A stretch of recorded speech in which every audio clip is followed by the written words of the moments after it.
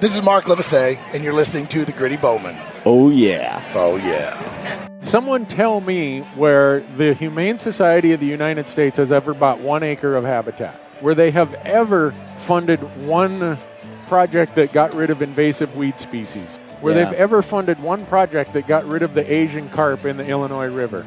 I mean, none of it. Pick whatever it is.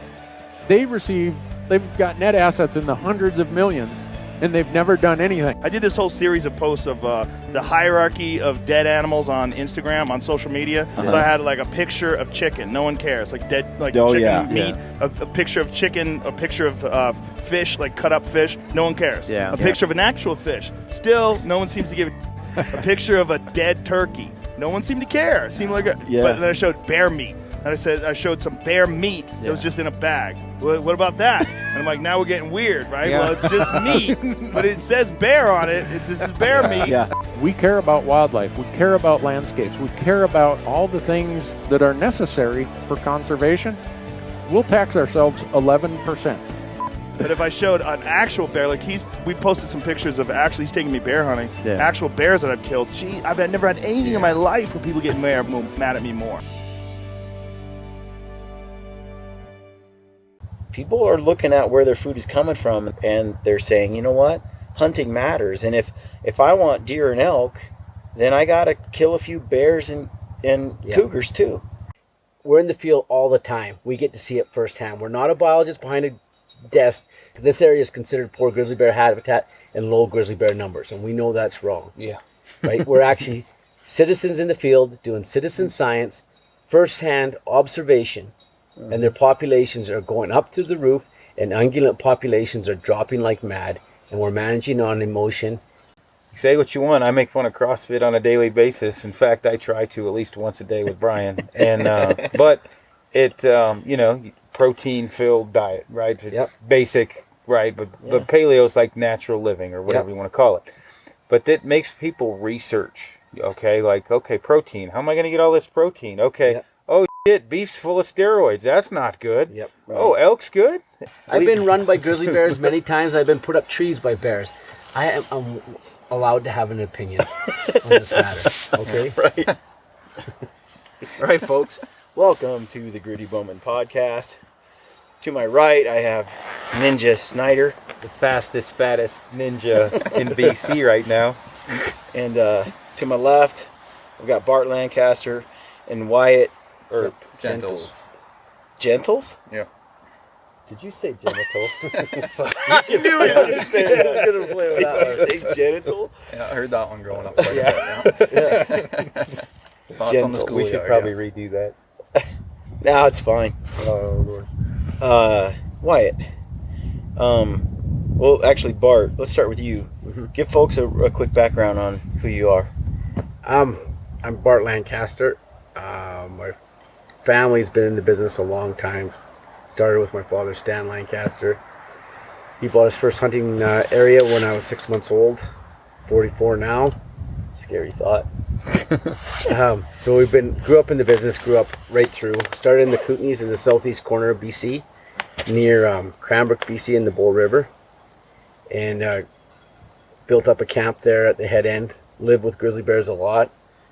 I remember my mother walking us down to camp at night with little flashlights and standing off saw a grizzly with cubs, and we're like, oh, it's okay, we're with our mom. We'll be all fine. She's got a little flashlight in her eyes yelling at them, so she was pretty stellar. And we grew up around there until 13. Then we moved to the northern British Columbia, and outfitted there for many years. My brother's in the Northwest Territories. My brother and actually Uncle Clay is a couple years older. He was a twin to Cam. Cam passed away in an airplane crash. And then Jim, my dad's brother, is a couple years younger than me. Clay and Jim are partners in Territories. Now I'm in between areas. I was in northern BC, then the Yukon for 3 years. And then I'm contracting here in BC again in search of the right fit for myself in the future. Not done yet. Long ways to go. So this podcast actually is we're gonna talk about predator management, which is kind of a hot topic right now. And Bart is the one I went on the grizzly hunt with earlier this spring, where we were using dogs some, And then you've worked with Bart for how long? Bart, I've worked with Bart now 11 years. I gave him a call when I was 14. Well, sent him an email actually, seen his hunting videos, and then sent him an email asking him for work. He emailed me back and said give him a call. He'd like to have a voice-to-voice conversation, and I've been stuck with him ever since. Some people say it's a curse, but I like it. It's a job I like to do. Got into the hounds with them. Just 2 years ago, I recently got my own hounds, and now I do the hound hunting with them. And it's a great passion that I have now that Bart bestowed upon me, and it's been good. Had to save his bacon a few times from bears, but It's a actually couple true. close calls. I got to give him that. So you 20? I'll be 25 here in October. Okay. You're the village elder here, Yeah. except for Bart. Yeah. Hard to believe the old guy is 25. Yeah. Well, what's your history? Not just with Bart, but Well, I grew up in a small town, south central British Columbia, called Williams Lake. Well, actually, just south of there, a little Indian Reserve, Dog Creek. I'm First Nations on both sides of my family, half Shuswap and half Chilcotin. And I grew up there, and it's been pretty good. I don't know. Well, your grandma was chief for that zone for. Yeah, I've had my grandma be chief. I've had my aunties, and then my family has a big role back on the First Nations Reserve. We help out quite a bit there. And I've had some uncles and the cousins do the guiding, outfitting business, and kind of got me into it. Our family's big hunters. We live lots off of wild game at home. And then you take a lot of our clients' game to the elders over. Yeah, distribute lots of the game amongst the village, lots of mule deer and moose. Give it out to the elders that aren't able to go hunt for themselves.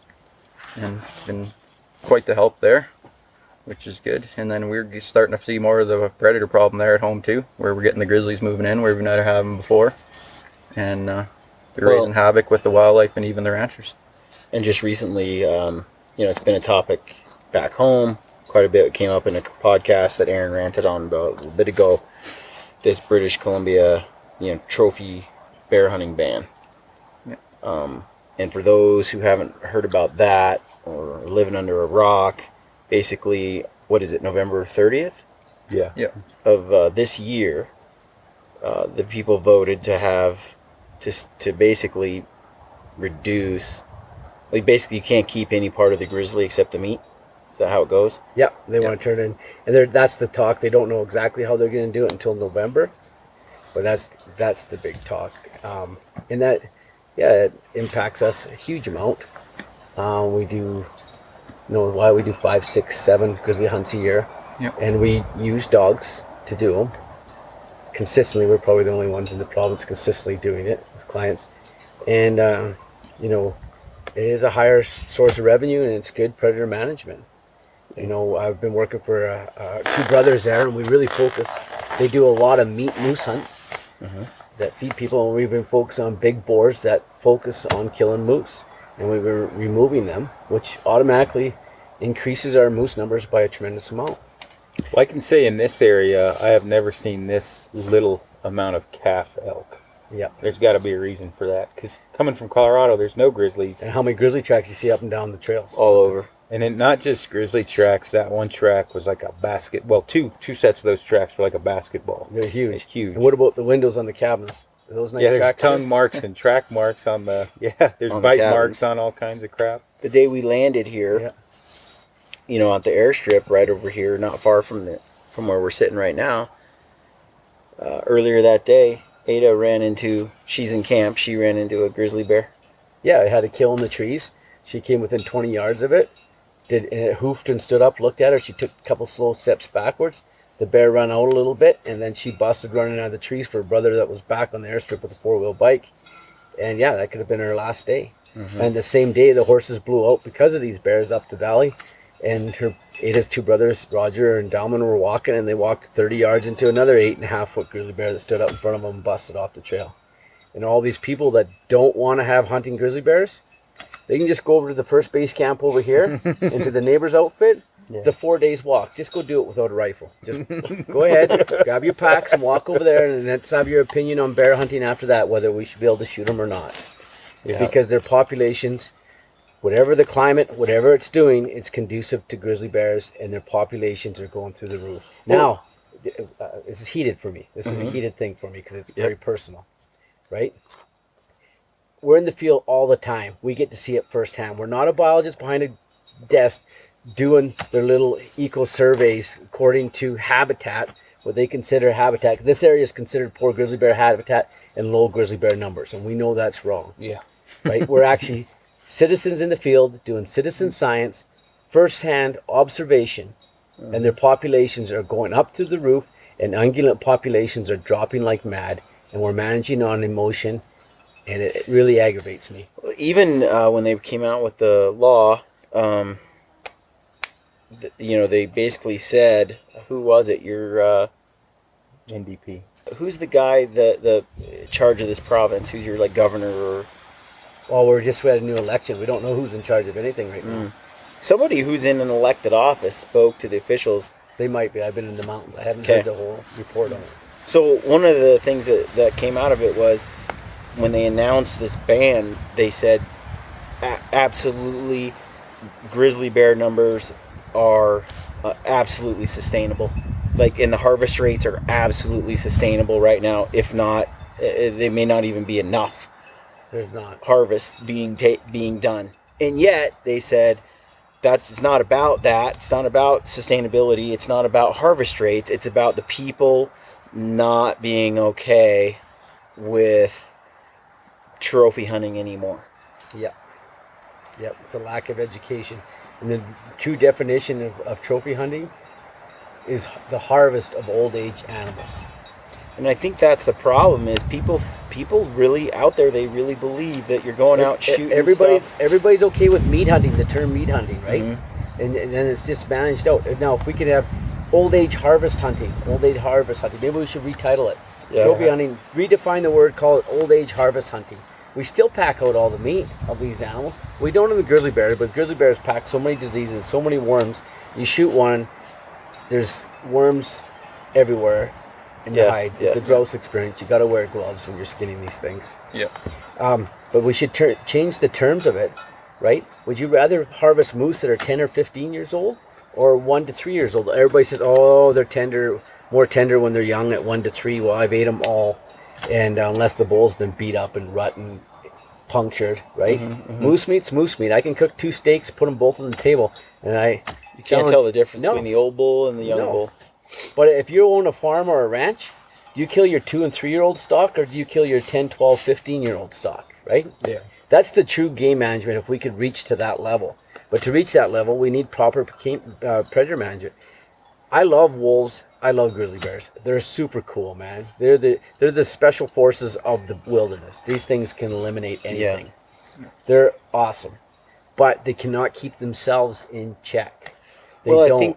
I think that there's this discussion and keep themselves in check. I mean, basically, eventually, when the food source is gone, grizzly bear numbers will come down too. But the problem is human consumption plays a huge role. What about the fact that we game eat ungulates? Why can't we use why is everybody so against us using the wildlife, right?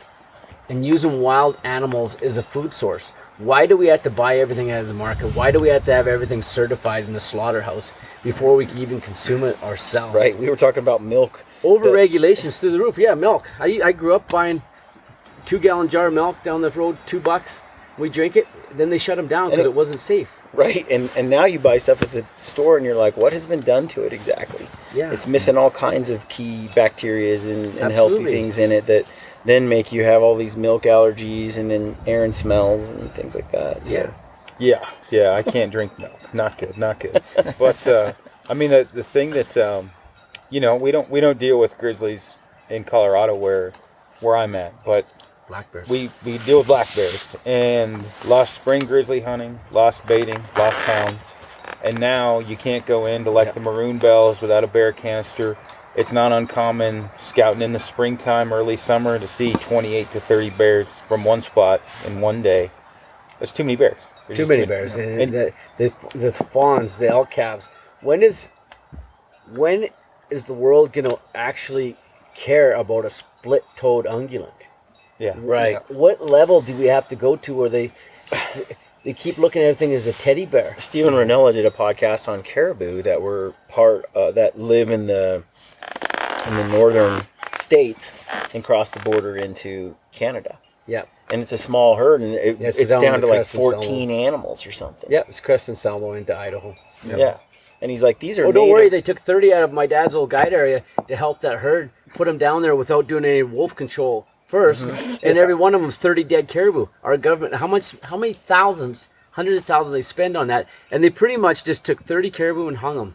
Yeah. But the thing is what he mentioned was how the people are all focused on wolves and wolf reintroduction and protecting wolves and making sure grizzly bears aren't delisted. But at the same time, there's this ungulate herd on the brink of extirpation. It's going to be gone forever of caribou. There's not 14 left. There's 5 left, and one more got hit on it by a semi-truck, so they're down to 4. Yeah. And they're like, the problem is, too, that was a few months because ago. they move, but nobody cared about it. And even though the word gets out and people learn about it, they're not like a charismatic megafauna predator species. And so you're right. You know, you talk about an ungulate, people just don't protect them the same way. And it's weird, you don't release muskies in your trout pond, right? Because you won't have any trout left. Grizzly and a wolf, it's a muskie, right? I mean, it's going to eat everything known to man. And they do. I mean, when you spend your whole, I can't say my whole life because everybody says, oh, you don't spend your whole life. But I spend a massive amount of my life. Yeah, I've been run by grizzly bears many times. I've been put up trees by bears. I'm allowed to have an opinion on this matter. Okay, right? More than enough. Wyatt saved my bacon 2 years ago. This 2 years ago, bear come at me. He shot it from ear to ear camera from me. Yep. Right? And tell us that story. I don't want to. I want to hear the story. Well, that's another story, right? But we'll get to that maybe. Okay. But there's a lot of bears in the backcountry. Okay? There's a lot. Yeah. I have this dog in camp. I have my 2 kids here in camp, right? When I went to spike camp just now, I was having nightmares at night. I'm nervous because my kids are left here, right? And I have this dog to keep those bears out of camp. If I didn't have this dog in camp, we would already have bears against our doors. Yep. Okay. You got activity around every night. They're there. Close. Central BC, Williams Lake, we're about that predator area. 19 years ago, there was not a grizzly track, not a nothing, right? Now all the way to Farwell Canyon, and many people watching this podcast will know Farwell Canyon, onto the Fraser River and across to where the big fires are happening in British Columbia right now. There's grizzly bears, right full. Yep. Through it all. Yep, the growing population there. And we get a pretty broad spectrum of listeners, so to put it in perspective, because I don't think Michael Jordan plays basketball for a living, right? Yeah. And I don't pick a football player, whoever. You guys hunt for a living. That is all you do. Yep. And so, for example, you guys are at this camp where you're contracting out for 2 months straight, 2.5 months straight.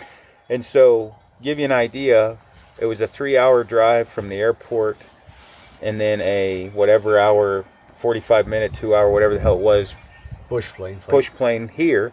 And then we headed up for 5.5 hours on horseback, and then we hiked from there.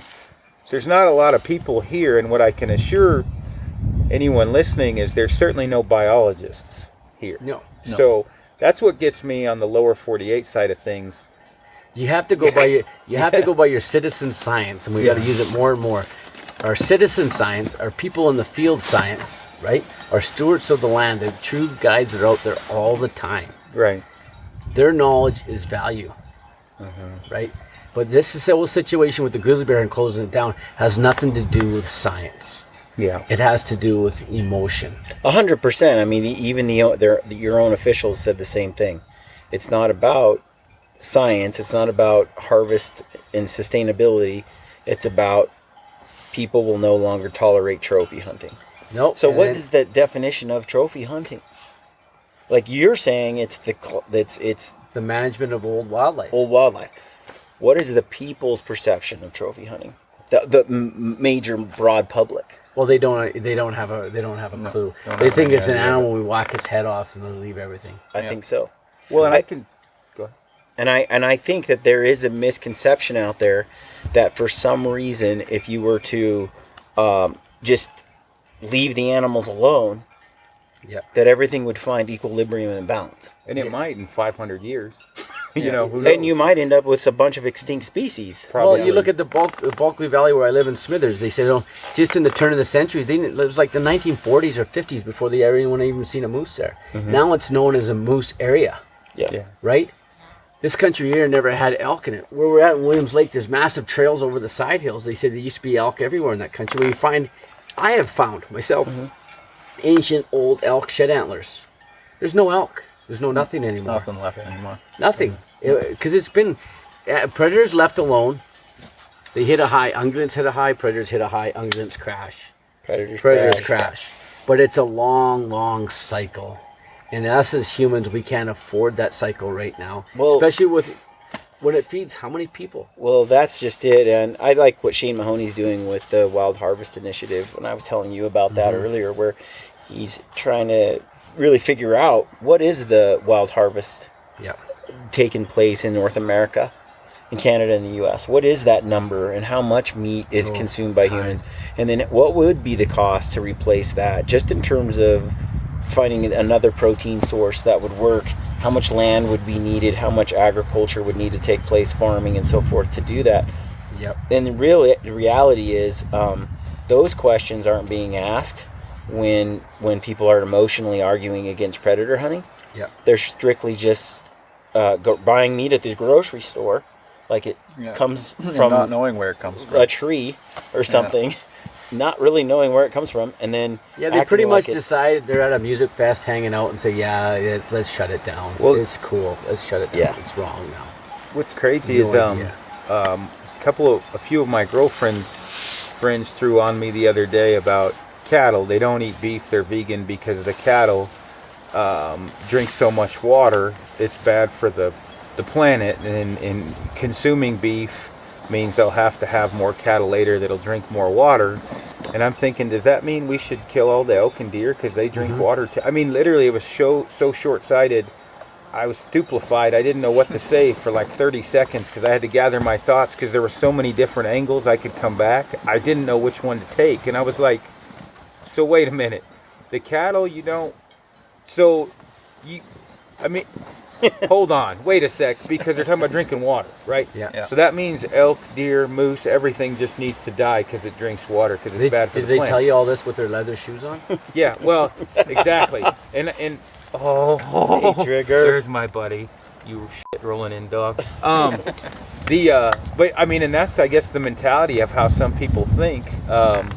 It's not like long term, and where I was talking about like 500 years, as you said, one goes up, one goes down, vice versa. Well, now, at the rate we're going, if you basically outlaw all predator management totally, soon after that, as the population or the numbers go down, the antis are going to be like, hunting's bad, the numbers are going down, and then they stop hunters from hunting, harvesting meat. And then all of a sudden, what animals are left? The predators are going to go ahead and kill off, and the hunters, which there won't be anymore because it's all outlawed. It's a bad cycle. I mean, and that's a very redneck, simple-minded way to look at it, but that's the way it seems like they're trying to head with all of this. And again, it is that simple. Oh, black bears and mountain lions in Colorado. We don't even have wolves and grizzlies, but hound hunting has gone away, and so, or not gone away, but it's definitely on the ragged edge. And so for me, like a couple of the high density mule deer areas, it's where we hunt mountain lions. Well, British Columbia, our mule deer population, especially in the southeast corner of British Columbia, what mule deer population's been devastated? It's gone. Well, and that's what's happening in some of these higher mule deer populations. The cat hunting's better and better every year. Mule deer population, the mule deer, it's going down and more and more. Then the cats, then they'll deplete. But the only thing is, with the number of not hunters, but just general people and the expansion of our communities, generally, some of the best places to build a house is on a beautiful mule deer slope, right? So the better backcountry they have to share with predators, they get wiped out. They don't come back. This is a long, long road for comeback, right? And then same with like our grizzly bear population, how they're expanding here. A sow grizzly has 2 to 3 cubs, as many as 4 at times, but 2 to 3, right? When it has 3, Very seldom does it raise less than 2 cubs in the wild. Right. Okay. So every 4 years, it's kicking them out. That's a 50% survival rate kicking out into the wild. Except for a grizzly bear can live to 30 years. Yeah. Right. Well, and every grizzly we saw at Landers had 2 cubs. One had 3. Yeah. Every one. Well, and the other thing that's kind of sad is since we've been here and we've seen like cow elk and stuff, we haven't seen a single calf. Haven't seen a single calf with an ungulate yet. Nope. Yeah, and it's a serious problem, and for me, again, not to keep bringing up, it pisses me off. I can if you want to kill bear baiting, that's fine. You know, I understand if you don't like that. Don't kill hounds and don't kill spring bear hunting. It just doesn't make any sense. And humane wise, our dog hunting career, why have we ever lost a bear? No. A wounded bear? Never lost a wounded bear. Never. Our game management is clean and precise. Yeah, very selective hunting too. We're taking the older boars. We're not taking sows with cubs that you could have a chance, even on spot and stalk hunt, could have a chance of not seeing cubs. And the cubs are just in the and bush. Just in the bush, you never see it. It happens. Yeah, it happens. But with the hounds, we rule out that problem. We're very selective with what we take. The hounds are just very, very effective. Very effective. At doing exactly what you're trying to do, which is target that old boar and only kill the bear you're after. Yep. Versus spot and stalk is you wander around, hope you find something, and it's opportunistic. And whether that bear is a 4-year-old male or a cub or a sow, it comes out. And when you get the shot, and don't get me wrong, because I really do appreciate the people's rights of spot and stalk. Okay. And I've done it myself, and it's a neat experience. Okay, and I have some friends at home do spot and stalk. All their bears come in, they're processed, they're given to First Nations up there, and it's a good system they got going on, and some local families in town. It's a good system. They've started working with me on bears and realized they can key on a bears because big black bears are hard on moose and moose calves, right? Like grizzly bears are. Yeah, on Prince of Wales Island, I think they said what I've read is 1 out of 2 Sitka black-tailed deer are taken by a black bear on the island every year. Springtime calf moose crops 80%. Yeah. Those numbers aren't sustainable. They don't work. And I just wanted to backtrack. In the Smithers area again, they just cut everybody's quotas back. The residents and the outfitters, they just cut everybody's moose quotas again. It's going the wrong way. You don't have to cut the moose quotas. You need to suppress the predator numbers. They're exploding. They need to be held in check. And then our ski hill, a pack of wolves ran out, took a local person's dog and ran away in the trees. Then everybody wants to, now we have a problem. Yeah, you have a problem. Wait until it's a kid. Yeah. You know? Yep. Yeah. Well, going back to the way we live today, this is pretty unique. I mean, there's just vast tracts of wilderness, and there's, I didn't see any cities or houses as we were driving back in here. But back where Aaron and I are at, in the States, in Colorado, it's pretty tough to come by contiguous land like this. Yeah. But what's interesting is because of the way the human population has expanded, and I mean, we're like a one species planet at this point, the way you look at the vast difference in numbers. I mean, there's more humans on this thing than anything else by a landslide. And so with that going on, you can't achieve this magic equilibrium anymore. No. Because we actually, I think Shane Mahoney has a quote. The natural cycle of nature, it's been broken. It's broken. We have to look after it. These deer that used to migrate 3 states down and then go back. Yep. And that's how they survive predator flows and changes and stuff. They don't get to leave now. No. It's like in a kill box. Yep. And all those predators are there. Killing them. And I seen a thing the other day. It said quoted, everybody's worried about what kind of future we're leaving for our children. Mm-hmm. And the better statement is, what kind of people are we leaving for our future? Yeah. Because these people that are voting to shut this stuff down based on their emotion are devastating it for our children and our grandchildren. There's going to be nothing, because then these numbers are going to crash. Grizzly bears, once they get so high, right? Any animal that overpopulates, it gets a disease and crashes. Yep. yeah. Any animal that is devastated to too low of a level isn't capable of recovery. management and balance is required. Why is that such a bad thing? Why are people so against that? They need to wake up to that. Well, I'd say it's not like, you're a bloodthirsty killer. What the big thing you're talking about is get the emotion out of it.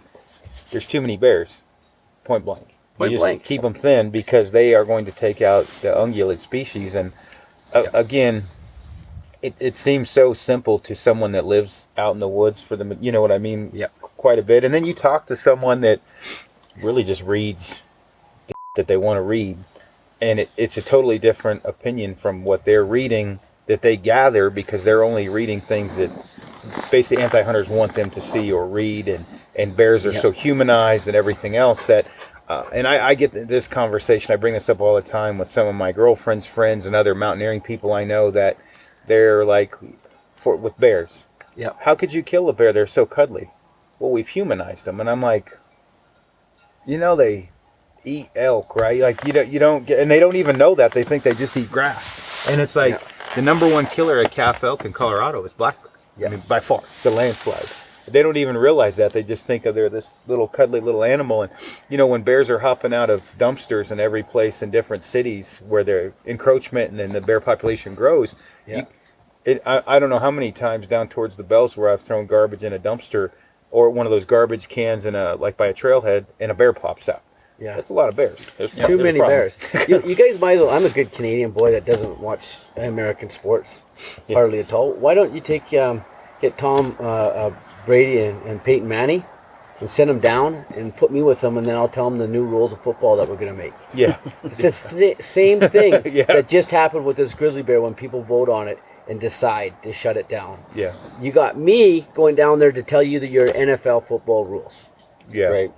That's what's happening, and that's so frustrating. And that is a fair comparison. We're the people that live in the mountains, live in this land, and we get people based on emotions in the cities, right? They're shutting this down, and it's going to devastate. What I get sad about, Williams Lake, because of lungworm, domestic sheep, some back to the earth people let them go in the breaks, wiped out. Although California bighorns in Washington, Oregon came out of the junction herd in British Columbia. Junction herd was over 5,000. It's like 350 now. In my guide area, it used to be 1,500. Yeah. When I bought it, it was on the die-off already. There's 15 to 18 is the figure right now. Yep. Sheep left total. Yep. It's done. Not that many at all left It's anymore. done. And you know what they had to fight with right there? Wolves. And then that's the same spot the grizzly bear populations are blowing up into. Yeah. Well, and on average for like with your grizzly hunts, you how would I put this? If you go into an area that's pretty abused elk hunting, over the counter public land, you're going to have to put in some effort to get an elk. Mm-hmm. You guys are getting grizzlies. It's not like you're hunting for 15, 20 days to get on a grizzly. No. You're getting on them for first day, right? We're getting into a grizzly. We're not just taking a grizzly. We're hunting. We're targeting big boars, mature boars, right? Right. Mm-hmm. And we're targeting in that Smithers area where I'm doing it, moose eating boars. Yeah. Well, and I've seen the videos. It's not like you're struggling to get on bears for 10, 15 days. Yeah, I mean, in the Williams Lake area, I do black bears there for management because the gang ranch and the cattle, they just slay the calves in the spring. Yeah. And the grizzly bears are now as well. But I'm trying to play dodgeball around grizzlies to get to black bear. Yeah. There's that many grizzlies. These guys, when they're going riding now, the cowboys ride the range. They're in jeopardy. It's a ticking time bomb, right? Yeah. And now with these burns, that whole area is burned. Ooh, look out! Yeah, bears are coming to burns. Well, on average, as far as black bears, you're killing a lot of 7 foot plus, 19, 20 inch skull bears, aren't you? Tons. Yeah, which old bears. Which people put things into perspective for people that don't bear hunt a lot. A 19.5 inch bear that's over 7 foot, because genetically some of them are built different than others. That's a big bear. 350 to 430 pounds. Yeah. I've seen some of the photos and video, and they're big bears. Big bears. Yeah. I mean, and the thing that happens in the spring in Colorado, if you are allowed to hunt there, for example, you can target them more coming out of the den and feeding because they're eating grass.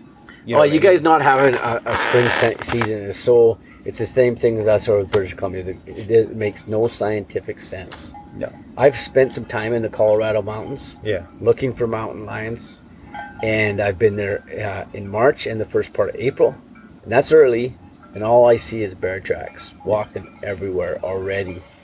And your high country is overrun with them. And for the people that don't know, then you have to hire government agents That's to deal with thing this. I wanted to bring up. It costs money to deal with it. It should be creating a revenue. Well, that's what I wanted to bring up, because one of the things that I think is not well understood, and what I read in the paper or online about this new ban that they're putting in place here, is they were like, all these comments in some of the sections below the articles online, they said, well, they'll change that vote as soon as those grizzly bears start coming into towns and cities and blah, blah, blah. But the officials said, well, we're just going to hire professional killers to go out and kill them all. Yeah. So that is the most Retarded.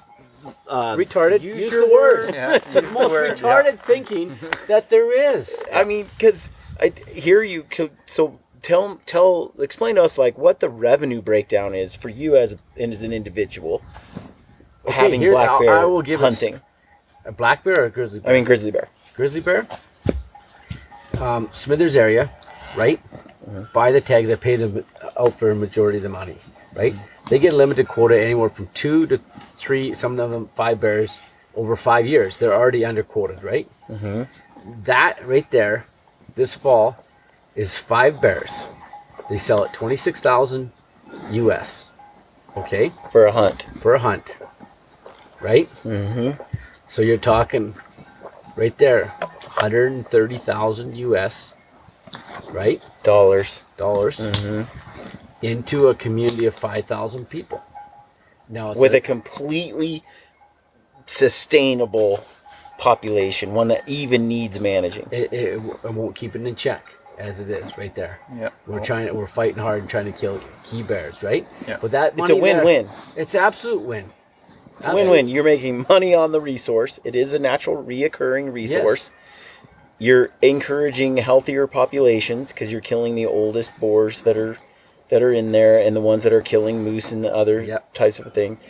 And it's generating income for Yes. for these remote and smaller cities in the economy. Yeah. Where's it a You know, problem? and I have to be honest with that too. The price is high because there's already a limited quota. The quota should be 3 times as high as they should, and the price should be down more so we can get rid of more bears to keep them in check and up our ungulates. That's what should be happening. Yeah. So, Go ahead. oh, sorry. So, I want to talk about the flip side. In the case that bears start, you're not selling hunts, because now it's funny because we mentioned this for Aaron and even myself. I just like, I want to hunt some bears. Yep. If I can't bring a bear hide or a skull or claws or whatever bear parts home, that doesn't really impact what I want to do. But for a lot of hunters, it will. It will. They want to go out and Well, who knows? They might shut. I can't believe that they're going to make the season so you can keep the meat and turn it into hide skull. I think that's a rumor mill right now. I don't believe it will go down that road. I think it'll be a full closure. Yeah, you wouldn't think it would be because No, they're going to go full closure, but what they're really worried about right now is having to pay compensation to the people that are greatly affected, right? Yeah. And which so explain that. Well, I have a friend that bought a guide area. I'm going to use his name because I know he doesn't really mind. His name is Matt Lindenberger. And he is north of Smithers. It's a primary grizzly area. Without the grizzly bears, he wouldn't have bought that guide area. They're going to jerk that quota from him, right? And then he's going to be left with a limited area for other species, right? And he's not going to be able to make his payments for that guide area. We're already talking about prices of areas. They're Right. It's like the prices of houses, the prices of everything nowadays is it's a competitive world. Lots of people. He's not going to be making his payments. He needs compensation, or he's going to go bankrupt. Yeah. Well, and So the government's going to step in and No, they're trying to find a way around having to pay those guys. See, if they make it so the guys still, they can say, well, you still have your quota, but they make it like you can keep the meat but turn in hide and head. it's not going to Basically, fly. if that takes a $26,000 bear hunt down to a $5,000 bear hunt, He's done. you're done. Yeah. So the flip side though is, how much does it cost to pay a dude to go out there and kill bears 24/7? What would it cost for you if they were to hire you out? Honestly, between your dogs and your truck, And let me tell you what, the truck takes a beating. This is truck takes logistics, a man. I mean, the trucks aren't under $70,000 anymore. Even if they're secondhand, Yeah. it's $15,000-$20,000 in repairs to run a truck anymore doing this. You got hounds At all least, over yeah. inside those. I don't think if they offered me $400 a day, I couldn't take the job. Yeah. I couldn't afford it with my dogs. Well, And, and think about the number of people that actually can do it and aren't dipshits. Do it effectively, yeah. Effectively. Yeah. It's just like anything. If you wanted to You hire can't a just guy go for buy dogs and do it. That's what I mean. If you want to hire a guy for archery lessons, or you want to hire a guy to learn to ski, okay. Well, if your life's in jeopardy, you really don't want it. Some dip out there. It's going to have to be one of the best. And if you're one of the best, what's a lawyer make? Well, I know what a lawyer makes right now. Actually, $300 to $500 an hour. So. And You're who's the gonna? best. Here's the point for your insurance company. What insurance company is gonna insure me for my family? Yeah, no Yeah. kidding. Which one's gonna? What are you doing? I'm running into the brush after grizzly bears. Yeah. Problem bears too. Yeah. Rangers Well, bears. so let's say you bill out like a lawyer or a doctor, $250, $300 an hour, and let's say those bears get on or those dogs get on a bear, which I've seen, 12, 14, 16 hours. I mean, you're starting to rack up. 10-hour day. That's $3,000 in one day. Plus, I can't go in the bush by myself. I need to have Wyatt as a wingman to save me. Yeah, exactly. And it's not a joke. It happens. No, you never have go each alone, other's yeah. backs, man. And these things come through the force like full charge. It can happen, and you need to have it set. Your minimum to do this job, like to take that job, you're like $1,000 a day. Yeah. So Minimum, and then yeah. you're gonna need maybe 10 of those guys across the province. $10,000 a day. For how many Minimum. days? Say they're gonna have to be busy in the fall or the summer, or even if they're on call, they're gonna do. Say they do 30 days a year in the field. Yeah. That's being kind. Very kind, yeah. Each guy is a $30,000, $300,000. Now it's costing, and that's $600,000, That's not million. keeping it in check. You're talking about basically, instead of your one guy putting $130,000-$40,000 back into the economy through bear hunts, a naturally recurring resource that you're using in a sensible way, targeting and managing properly. You're taking that revenue stream times however many guys. Well, it's 130 US at 30% average right now. So you're looking more like $170,000 Times Canadian. Yeah. Canadian. times how many guide areas and how many quotas and so forth throughout the state. Yep. Basically, Or a throughout the good, province. healthy revenue Yeah. stream for the economies here on a natural resource, flipping that around and instead costing taxpayers and people. And know what I love about it? Millions I'm of going to say it dollars. straight out. The same Democrat people, right, are the same ones that cry that their class sizes are too big in the schools, right? Yeah. And where does that money come from? It comes from the private sector. Yeah. And where does the private sector get its money from? From industry and making things work instead of costing. So now we just put more weight. We've just taken it a lump more on the public sector, right? And in essence, if you keep lumping more on the public sector, I'm doing this to relate to families, right? Your class sizes are jumping from 25 to 35 to 45, and pretty soon teachers will be dealing with 50 kids. No, it's because when you start putting emotion in there instead of logic, there's really not much. No. There's no really good argument for doing this sort of thing, but they do it like in California. I don't know how many mountain lions they kill in California. The last I had heard, it was some insane number killed by government trappers and hunters, which those cats don't die anymore. A dead cat's a dead cat. Dead cat's a dead cat. Whether it was done by a hunter with a hound. Except now they're thrown in a pile, so nobody can. They're thrown in a pile, and they just burn them. Yep. What was I can't remember. Well, the one in Washington, and this is what I was told from a DOW guy, whether he was lying to me or not. They're just thrown into basically like a burial ground, just like That's like, true. You They're they not- literally hide them. They're not not dead eaten. dump spot. Yeah, They're not dead dump. eaten. The hides aren't utilized. There's nothing about it Yeah. being used. And that Here's another key thing. Let's look at Africa, right? Mm-hmm. What happens when wildlife loses value and is not protected anymore? It's wiped out. Oh, and it's getting crushed over there It's right now. wiped out. And you look at grizzly bears. I'm going to say it. I mean, in just I'm not going to open that whole can of worms totally, but sportsmen, people in the field are who look after the wildlife, right? Yeah. I am why it is for British Columbia. We are the people that are stewards of the land to look after the wildlife. Yep. It's Well- like owning a pen full of sheep and the coyotes come in every night and take one, and you have to sit there with your hands in your pocket and just say, "Wyatt, coyotes took another sheep." Yeah, how long is that going to go on? How long? Yeah.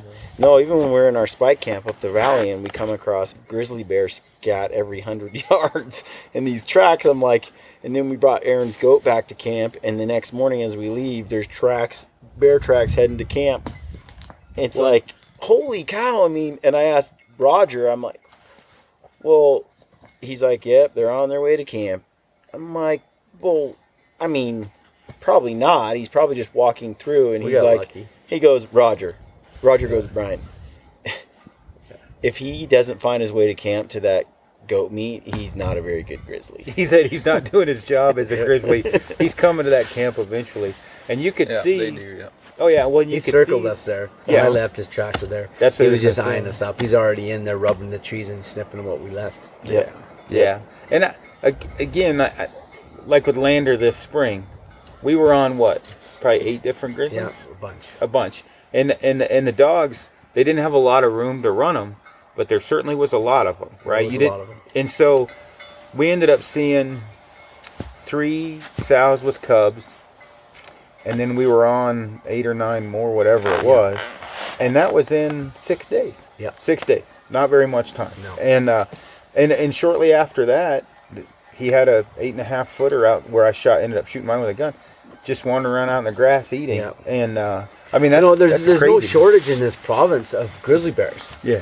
and we can beat around all the want, but now we got a big mess coming up, right? Yeah. We got a big mess starting up, and we need to have a way of bringing it into check. But it seems like the whole realm, our society's on the shift, has shifted. Put it this way, it was swinging this way, and we're fighting hard to stop it, to bring it back to balance. And I think we're gaining ground. We're gaining momentum because we're bringing education to the people. It's like we got to start looking after things. Yeah, I would say in the U.S., there's actually been more dogs are allowed to track wounded game than ever before in more states. There's starting to be the grizzly bears were delisted. We can trap wolves like in Idaho and hunt Year-round wolves season. year-round season. There's starting to be like an education taking place among the people down there. I think especially with shows like Meat Eater and Uncharted, and then us being able to talk directly to the public. People are starting to see hunters in a different way than they used to. Yeah. And see meat, natural, sustainable harvest from the wild brought home Yeah. as respectable rather than something that's like hateful and cruel. Yeah. What I don't understand is what's the downside with Colorado spring bear? If you can come up with the downside. There's no downside to it. Exactly. Like, It's closed because of emotion. yeah, and that's the thing. Like, if you could come up with a very good reason, I'm a logical guy, I'd be like, hey, I agree with that. But there is no downside to having a spring bear. Even if it was like a draw, like a raffle type of a thing where they started out with limited amount of tags to see how it went. There's a few different wilderness areas where now the bears are so overpopulated. Bears are in people's barns, in their cars, in their homes. I mean, literally, it's like once every Bears week. get programmed to gunshots as well, Yeah. and then they come. Yeah. Right? Yeah. Yeah. Yep. It's like a dinner bell. No, yeah, You get a bear that's programmed to wreck cabins or come to gunshots, they don't change. never change. They never change. They figured out. The only way to keep bears wild is keep bears wild. You have to have a huntable population. We have bears in Colorado. Our garbage can, we can't put it out the night before. the garbage guy comes at like 6 a.m. Yeah. If we put it out the night before, before we go to bed, They're getting into the it. bear will knock it over and just spread it all over the street. Yep, that's how it is in my hometown too. You can't put it up before 4 a.m. because they know bears are going to get into it. Yep. So you got to put it out. Garbage service in your town? And So- not the small community where I grew up, but the town I live in now. Yeah. So yeah, we have to put we have to get up early in the morning, put it out there, which is fine. I mean, it's part of coexisting with wildlife in a modern sense. But I still think though that if it were managed better in Colorado, there wouldn't be that issue as bad. As much as I love Amy's mom to death, there's a bear in the local neighborhood. You're going right? for Amy's mom. Well, there's the stuff she says sometimes. So I'm leaning in on this. I've got a deep freezer in the garage, and she's like, "Well, won't be that won't that be bad for the bear?" And I'm like, "So you mean he'll break down the garage door, but he'll leave the front door alone?" Is what you're telling me? Because the freezer in the house smells differently than the freezer in the garage. And I was like, I want you to repeat that shit back to yourself and tell me how dumb that sounds, because that other door has a force field. I'm like, it's a bear. Right. I was like, it's coming through. Yeah, it's coming in if it wants to come in. A week before we left, Dwayne sent us this picture. Dwayne is a friend of mine, and a bear broke the window in the top of his garage door, and was a black bear, and was climbing into the garage. And so they woke up and ran downstairs and opened the door into the garage, and here's a bear halfway stuck between in the garage and out the garage. And they're like, get out of here, get out of here. And they're yelling at the bear with a flashlight at it, and the bear's just looking at them and still trying to get into the garage. And get out of here, get out of here. They start throwing stuff at this bear. And finally it pops out the window outside and trots away. This bear, though, was willing to break a window and climb in through the garage door. And the more they get braver. And that's my thing is, at some point, when does like, When's enough's enough? yeah, feels like at some point, Try living in the backcountry when enough's enough. I grew up with bears staring through the windows at me. Yeah. yeah. Well, That's because in the Northwest Territories, a resident can shoot one bear in his life, right? Is how that works. I'm not sure. I think that's how that works when I was up there with Clay. So, like, a grizzly came while Harder had a couple clients and ate the lumbar pad off his backpack and then just stood there chomping on it while they looked at him. And, I mean, there's a bear problem up there, too, I guess is what I'm getting at. And I think it's a resident once in their life can shoot a bear. And I don't know what the deal is up there or whatever, but we were seeing like 8-9 grizzlies a day when we were, up there. It was insane. And they have, same thing you guys have to do, bear proof everything to the 9th degree, 10th degree to keep them out. So you really don't. yeah, no. And then you How fix far your cabins every year. How far was the freezer away here when you guys got that's here? 700-800 yards away. Packed it up and he just jumped on it and put it everywhere. It's been an awesome sight to see. Big old freezer getting carried down. So there was a freezer in camp. Yep. That the bear grizzly came in and took while you guys were gone. No, last year. Last year. The guy. And how far did you take the freezer? Oh, it's at least 700-800 yards or more. I can walk you down there so you can take a picture of it. And you can put it. We're going to get a picture of the freezer so you can put it on your podcast there. Oh, That's the realities of them. So Wyatt, what are the politics around bears where you're from? I don't know. There's a lot of them there. That's for sure. But now with the hounds, I stay pretty busy with problem calls at home. As soon as I get home, I imagine I'll have some more waiting on me. And like I said, I've lived there in the small community just south of Williams Lake. I've lived there for going on 25 years now, and we're having grizzlies move in now. And last fall, there people were coming and saying, "Hey, you see this? That we have a grizzly bear close?" And I was like, "Yeah, they're sitting there, Ken." And these guys are making their living off their cattle, their horses. I have a neighbor around sheep, goats, in a small little area, and these bears are coming in and causing problems to them. And now I'm staying more busy with the hounds, and I can't get to them enough because I have other people to go to. Yeah. And I grew up near the Gang Ranch, which is one of the biggest ranches in Western Canada. I grew up I'm just across the Fraser River from there, and that's right where our guiding territory is, and they're having more and more grizzly problems. And me being a local native of the area, they're contacting me to come and try to help with these bear problems. And it's getting to be more and more frequent. And yeah, people want them out of there. The small little community that I grew up on, So Bart, like, when we talk about this whole, the word trophy is really how they got this ban in BC in place.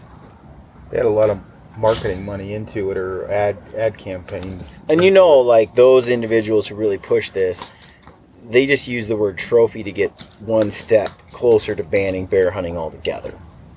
Yeah. I mean, it's not. They have an end No, agenda. it hasn't stopped here. It's just the start. This is just the start, but it can be changed, and that's what I wanted to ask. How do you think that?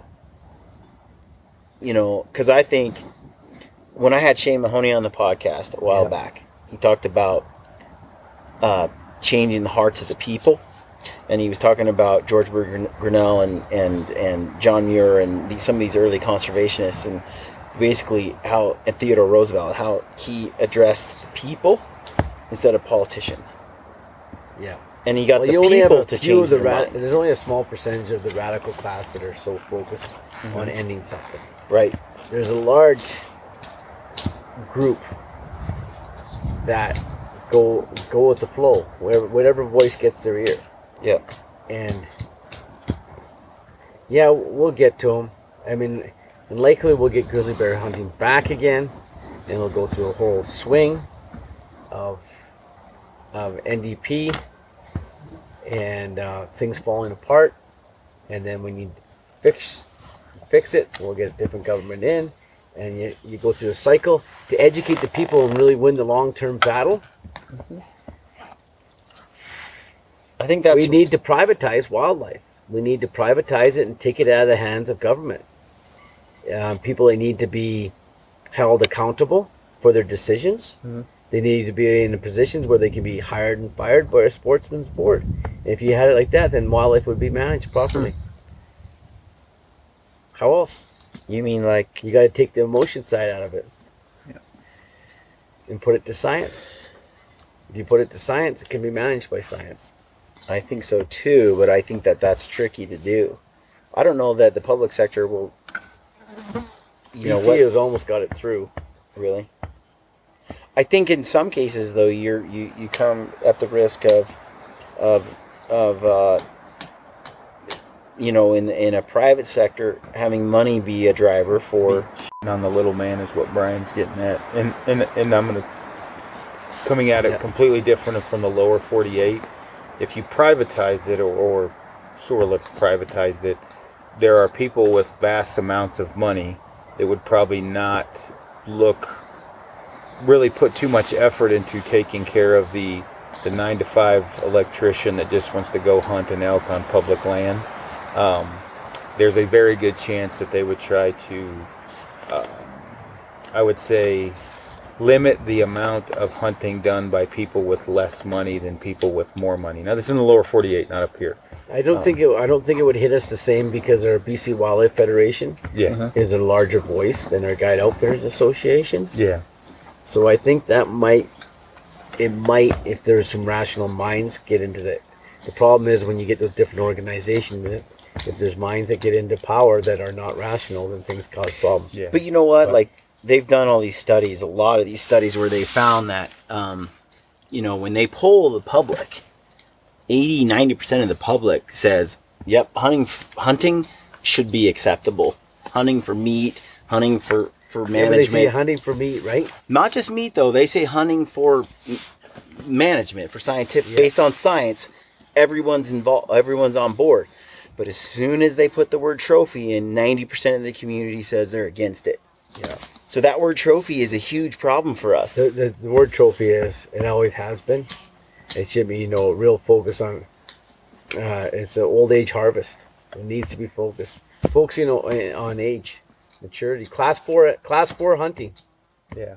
But I think hunters have a lot to blame, dude, because, for example, this is where my rant went on the other day. Because Clay, like, I'll watch a video of some guys going out and hunting, right? And especially in like a guiding world, like when we go to different shows, okay? And you have like all these guide booths set up, and you can come talk to them and contract to hunt. Most of their film and most of their video is focused on the size of the animal that they've been harvesting, because that's what a lot of guys are looking for, is the oldest age animal when they're booking a hunt, an adventure of a lifetime or whatever it is. And that content gets pushed to that guy, so you get that guy's business, but that it's no longer a closed circuit anymore for just that community. That content used to attract this giant grizzly bear, biggest one or the biggest moose in the county, in the country, is in my unit. It's all these inches are talked about.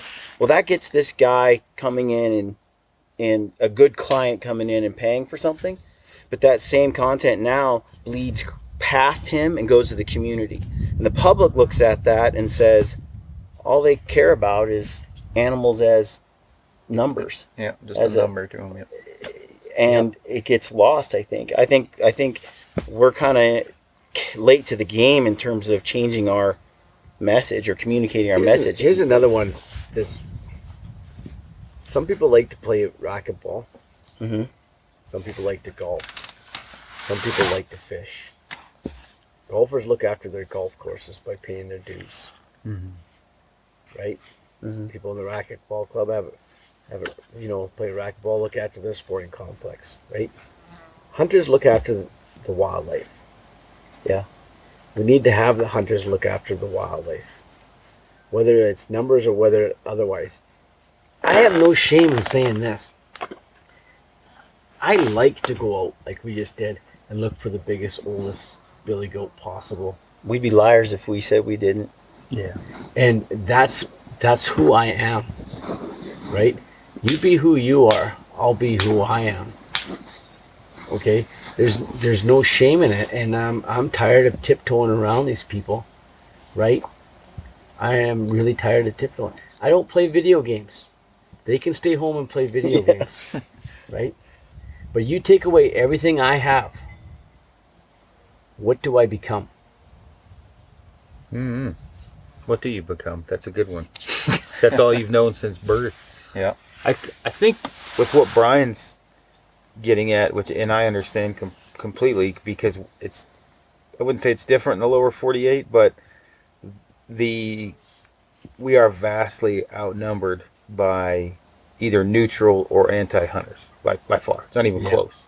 And so when I go into a REI, right? It's a huge sporting goods store, and in that REI, this happened. So they know I'm a hunter, and at first it was about half the store didn't like me. The other half, we're kind of in the middle or whatever. Yeah. And then they got to know me, and they got to know that we backpack hunted, and it wasn't some redneck shoot out the window. Yeah. And then they got to know I like photography, and then they got to know how it works, that you actually eat it. And what Brian's getting at is changing the perception of the people that aren't in the know or the antis. Meaning, there's nothing wrong with hunting for the oldest, but if all you talk about is the oldest animal in inches, that is the problem. Not that you're doing it, but that's all you're talking about. And I mean, correct me if I'm wrong. Yeah, if I went in there and said, hey, I just wanted to shoot the biggest, baddest animal in the world that had the most inches so I can hang it on my wall, that sounds a lot different than we're hunting for a really mature species. We're looking for the oldest animal we can, and we're going to try and target that animal rather than, I just want this big rack on my wall because my wiener's little. Yeah. There's a big difference of how it's presented. And I know you well enough. I want my kids to be able to out here to learn the different kinds of plants, flowers. Yeah. I've been teaching them the trees, the mountains. Your daughter's riding a horse bareback. She comes up to like its knees or its armpit. That's the point. I want them to have a chance to grow up well. Right? Not messed up on drugs. Because my child, everybody's in denial that a child doesn't do drugs. Yeah. Or video games or whatever. It's okay, It fries their mind and makes them useless, but hey, it's good. But no, I just think it's important that people understand, even though we talk about inches or that we're looking for the oldest species. Yeah, I mean, it's definitely... Well, and there was a series of years there where it seemed like every hunting show or film was a kill shot reel. One after the other. Yeah. But there's so much more to it than that, and I think we're starting to tell the whole story now. His lifestyle. And I did make a whole video series years ago based on that lifestyle. Yeah. Did very well. It was very popular, right? Yep. And the lifestyle is definitely is. That's what I was getting at with Aaron. What do I do if you take away my life? Yeah. You know, and there's enough of us out here. What do we become?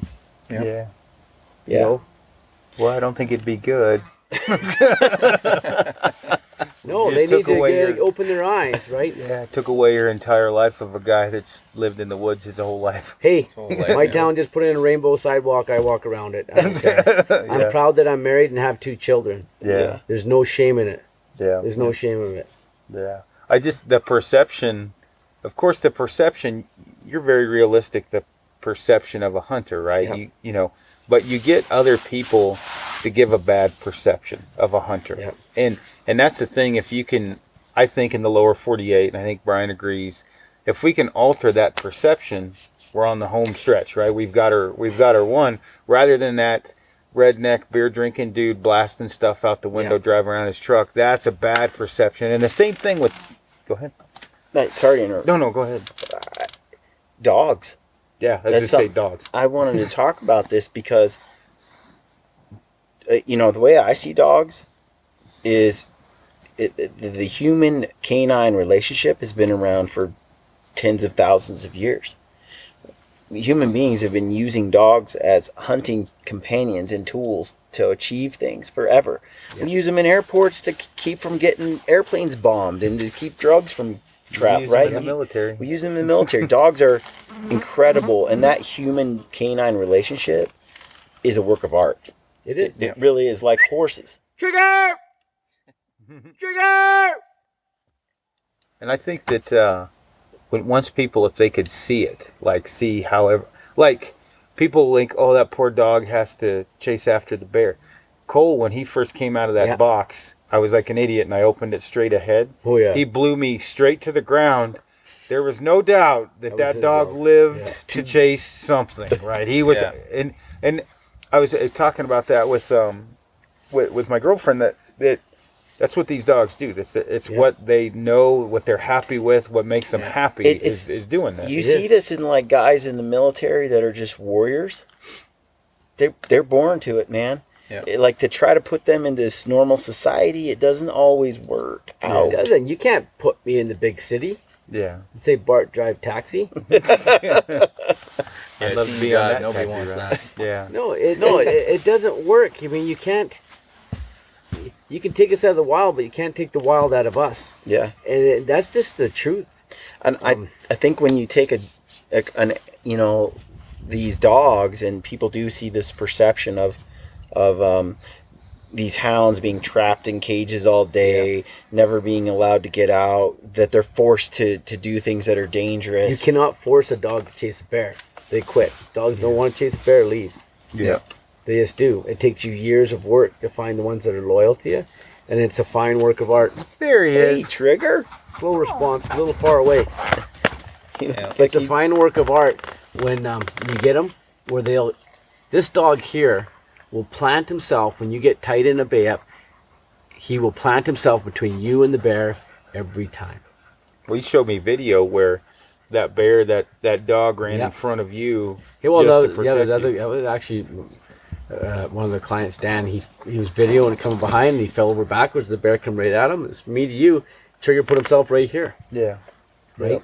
Mm-hmm. These dogs have saved people, in that situation. Yes, we're out there doing it, but this dog right here will save my children. This dog will save my children's life. And yeah, I'm pro for this dog. I'm proactive for it. Well, and the thing that I find interesting too is we're climbing those hills for those sheep, and like this is life risky stuff, right? Yeah. You slip and fall and you're dead. Aaron slipped and he did a nice little slide down the hill. Did a little break dance. I mean, it's dangerous stuff, right? People choose to do risky things as part of living. Some of them do whitewater rapids. Some of them climb cliffs, freestyle without ropes. Some people do skis. Hey, but look at that in BC. We're going to take away the grizzly bear hunt. You know what? The amount of stress. Maybe heli-skiing puts stress on mountain goats. Let's take away the heli-skiing. Take away skiing. Skiing's got to go, guys. No more ski hills.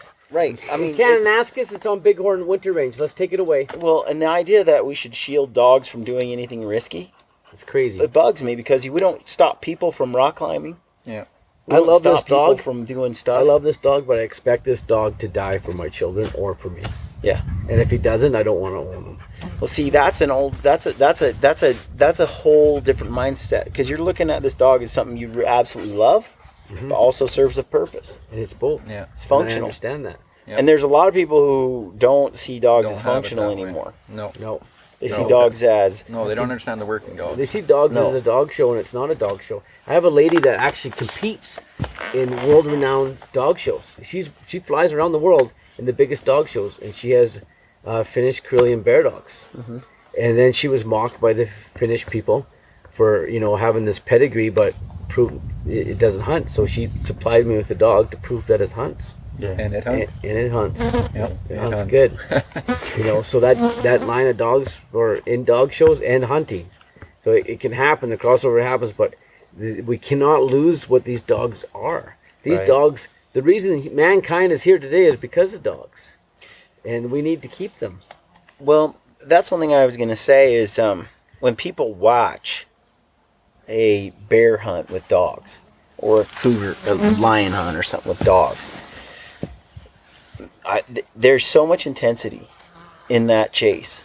There's so much intensity in that end moment, and I cannot blame them for drawing a conclusion. Mm-hmm. But they don't spend the months, the hours, the days, everything before that. They don't walk the ridges, the miles. They don't lower themselves down through the cliffs by a rope and don't know if they're going to make it and do those deals with God. Please let me get off this cliff, right? Yeah. Right. They don't sit there when that animal's coming at you and have that dog get between you and that animal and save you and feel that pride in what it is. They don't put the miles in. They don't have the sweat run down their brow.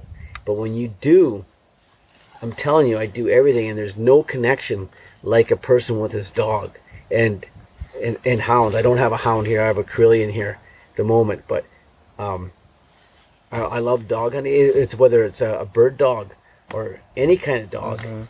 I love it. My wife rides in the mountains all the time, 6-8 hour horse rides by herself. She has a large Münsterländer. It's a German dog that goes with her. That gives me security. Yeah. That dog has a purpose. Yeah. And, and many people in the city, they get dogs for protection. Mm-hmm. Mm-hmm. There's a certain... That's why we got moose. Yeah. No, I'm just kidding. Moose is like 4.5 pounds. Making a joke about it. Still an alarm. But having those dogs there is comforting. You know? It is. Yeah, my mother at home, she has dogs that are just strict guard dogs for home because she's 51 years old, lives by herself, and that gives me comfort knowing nobody's going to bother her at home because I have dogs sitting there to help her. When people see those... That's a concern. That's true. Yeah, where I live, it's a huge concern, yeah. So I think when people see it, they draw some conclusions, but there's so much more that goes into it, like you just described. And so it's gonna be tricky to try to educate the public because it's not a soundbite. Anti-hunters and people who really hate this whole thing, they can quickly grab a clip from some film and plop it out there. Yeah, it's so easy to grab 10 seconds. So easy, and then vilify hunting. Yeah.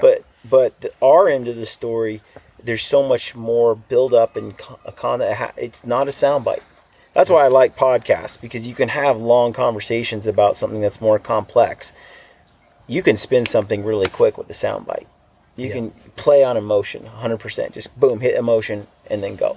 Yeah.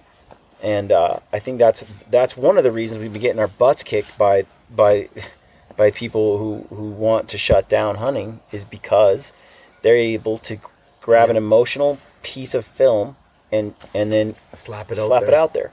And for us, it takes a lot longer to present the message or the education that goes behind it, because people are so out of touch with it now. I got a impact. I never got to catch it on film, but years ago when I was in the Elk Valley, I used to work with Bob Fontana, and he was actually killed in an accident in Africa. Neat guy.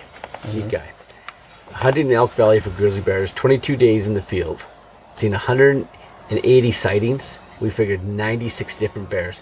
Out of those 22 days up there, we spent a couple days in camp. So let's give it 20 actual days of looking for grizzlies.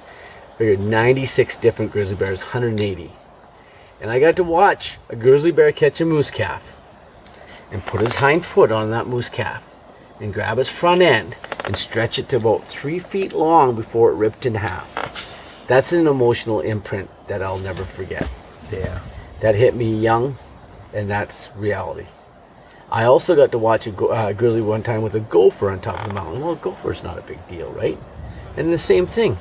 Put like 2 claws, pin that thing down and squirm it, held it, and grabbed it. And the thing still squealing and stretched it to about that long before it ripped it in half, right? Nature's not kind.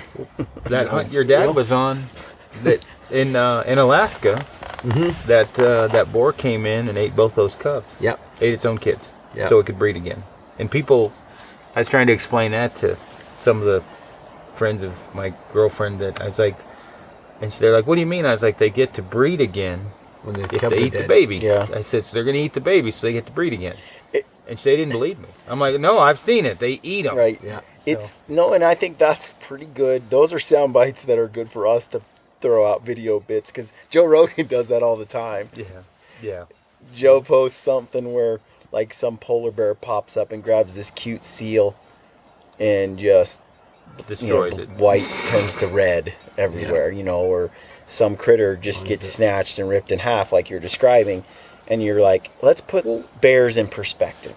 Well, they right? try to humanize them. It's like, okay, think if a human did that. Well, I want to kill the kid so I can have, breed again. So, but that's what happens. I mean, it's crazy, and they didn't believe me, and I'm like, Google it. You use Google for everything you want to. Use it for this. And some pretty horrific videos and pictures popped up. Yeah.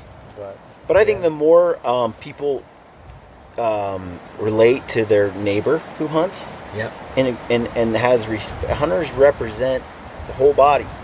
And the more we conduct ourselves in a certain way and share our stories, I think that's where, as a movement, we have a big impact. I've been guilty of it too. Even in my own town, I try to just keep it at peace. I didn't always wear my hunting clothes into the school and stuff at the start. Yeah. Now I don't care. I'm a hunter. I'm going in there, and you better get over it because I know in my heart of hearts it's right. What we're doing, what we have is right. It's correct. It's balance. It's a circle of life, and that's what it is. And if it wasn't right, this all wouldn't be. Yeah. Well, and we kind of do the same thing. Yeah. And I would say that within our circles, people genuinely are curious now. They don't look at a goat hunt and go, "Oh, he's just a trophy hunter." A lot of my wife's family is going to be so curious about it and want to know what goat meat tastes like, and it's good, isn't it? It is good. It's delicious. And they're going to talk about the experience and just the beautiful country and the whole deal. This hunt we just did was epic. Yeah. There's no other word for it. It is. It's like, well, and it was an actual hunt too. It wasn't like. Oh, it's a hunt. Yeah, I mean, it was a hunt, and we could have went with nothing too. Yeah, well, yeah. Thank God we can all climb. Even Brian's goat, we got to see it that long before it bedded up. Yeah. Yeah, and if you can't climb, it's over. Yeah. Well, or if you freeze on the edge of a cliff because you're scared. Yeah, then it's really over. Then Bart just kicks you down. I'll see you down there. Yeah. Well, kick like a man. Why it's key for guys like you in the future too. With First Nations, what we need Wyatt to do is become a chief in his area, and use the power of his people, the native people in that area, because it's the only voice that our government listens to. You have the power, right? And moving forward, it will have to be. That's what's great about Wyatt living here is eventually, working here. Eventually, he's going to have the voice that has the say, right? And God help us all. I'm just kidding. I don't know you that well. No, I know it. And we need the First Nations people of BC to speak up, and they so many reservations require moose and deer, and they require a lot. They need predator management. They don't eat beef on the res. No. Very They need rare, predator management. Moose and mule deer at home where I grew up. So Lots of it. we're gonna have to push on the. We have to push the reservations and the First Nation groups to say, "Hey, wake up! Yeah. Wake up!"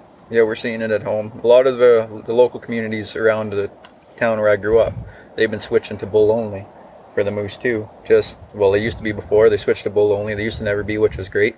And then now they're noticing being that way the past couple of years, noticing now we're getting hit with more predators.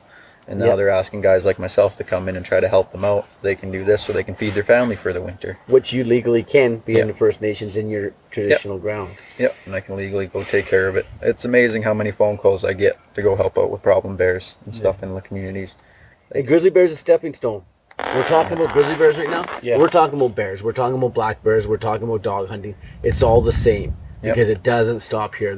They triggered an emotional animal. Yeah. And they're going, next one will be wolves or black bears or the dogs, and it's not going to stop. I tell you, it's highly encouraging that wolves, grizzly bears, that those animals have been delisted in the U.S. and that people are accepting. You guys are moving the great way. I love your last election. I'm a big supporter, massive supporter, and a lot of people said, "Are you shocked?" I loved it. I think one of the things that's weird, small things, CrossFit and the paleo lifestyle. Well, you say what you want. I make fun of CrossFit on a daily basis. In fact, I try to at least once a day with Brian. And but it, protein-filled diet, right? Basic, right? But paleo's like natural living or whatever you want to call it. But that makes people research. Okay, protein. How am I going to get all this protein? Okay. Oh shit, beef's full of steroids. That's not good. Right. Oh, elk's good. And then it kind of leads one thing to another. And then people care about where their food comes from now. They're starting to. Yep. Mm-hmm. And when they ask, I talked to you last night, Amy, she didn't eat red meat. And I'm like, wow, beef isn't great. I'm like, but look at elk and mule. Well, now she eats it every day. And her friends, same thing. I had a school teacher ask me this year if I could help him get a rifle scope. Get a rifle, need a scope. Yeah.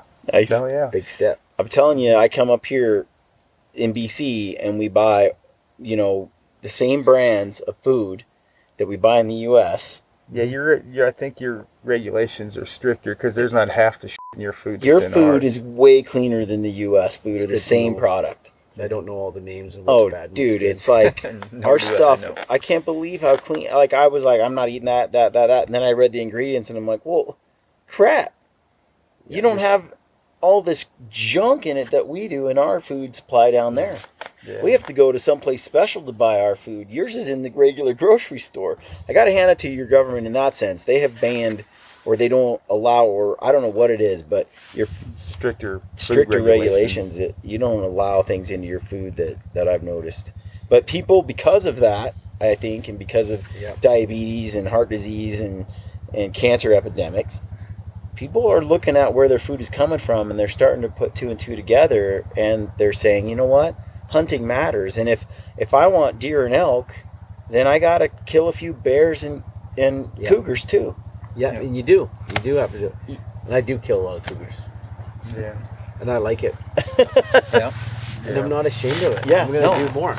No. And I hunt lynx and I hunt bobcat. Well, don't you think that hunting lions or hunting any animal gives Don't you think that hunting is the greatest renewable resource in the entire world? Yeah, but a lot of people don't want to see an animal as a renewable resource. Well, they are. They are. There's no getting around it. Life eats life. Yeah. Wouldn't have been here today if it wasn't for hunting. Anybody in the past. Yep. It's always everybody survived. Absolutely. Yeah, it's just a true reality. But I like Aaron and I like hunting. I like hunting bears. I like it. It's not only that, Wyatt, fun. You come from the reservation, right? Yep. What career would you have without it? None. Hunting. That's only very small occupations around there, and hunting. And then the community I live in too. Everybody hunts. Everybody's always out hunting. Hunting season, they're all stocking up, getting ready for their winter supply. It's just the only way to survive. During the summer, they do some fishing. You have a lifestyle. You're growing. You're increasing. Yeah. You're starting. I know you. Our own conversations talk about buying your own piece of land, your own house. You have a handful of your own cattle. Yeah. That you run on your reservation land. Yeah. Right. And if all of a sudden, if we didn't meet when you were 14, and you come up doing this, you know, what would your options be? Not a whole lot of options at home. No. There's, hard to say. There's logging and stuff, but no. Hunting's been a big factor in my life, and that is. And now you pretty much you run my camp in Williams Lake. Yeah. And you're gonna grow to be what you are now at 24 compared to what you'll be at 40 is night and day, right? Yeah. You know what you'll be doing then? You'll be supplying money from the private sector to the public sector. There you go. Yeah. It's needed. The life. It's a circle. We need balance. Let's chase some balance. Let's get grizzly bear hunting back, because I'm coming for them. Yeah, I'm campaigning hardcore. Yeah, for sure. It'll be interesting. Everything ends up in November. What they finally come up with. We're not giving up. We've lost this before. We're coming back again. Yeah. Because I don't know. They really think that people get disconnected. You talk about his upbringing and the people there and stuff. There's a connection to the land that the people in the city, when they start trucking the food in, lose. You know, you do. There's a connection to the land, and nothing's more real than coming out here and having grizzly bears circling your camp. That brings it to reality. It brings it to reality real quick. What about sitting there eating crowberries the other day on the hill? Yeah. You know, the seeds suck, but the juice was good. Yeah. But I'm saying you're connecting. You're trying. You can. The land provides. Let it provide. Yep. And and it's a natural, renewable resource, like you said, in such a beautiful way that, you know, to strike that balance is important. And I think Aaron's right. You know, different movements are changing, and you know, you can call it the food movement, but it's really just the reality movement. Can I ask you another one, Wyatt? The First Nations traditional clothing and decorations. How often do they have traditional clothing and decorations without bear claws on them? Very rare. Very rare. Everyone has them. Yeah. That's an interesting topic, because Aaron doesn't bring home any. He does have some bear claws. That's a totally different story. We can't talk about it. It's part. But the point is, bears have been hunted through history. Yeah. Yep. They've always been hunted. Well, talking about bringing home like a fur or a hide or something, or a skull, you know, so many times that's looked down on by someone who's not connected to the land and doesn't hunt. Right. But and so I think that right there is something that can be also, you know, explained better by hunters. If you had to sleep on the land in the past, I'd love to put a grizzly hide over me in the middle of the winter.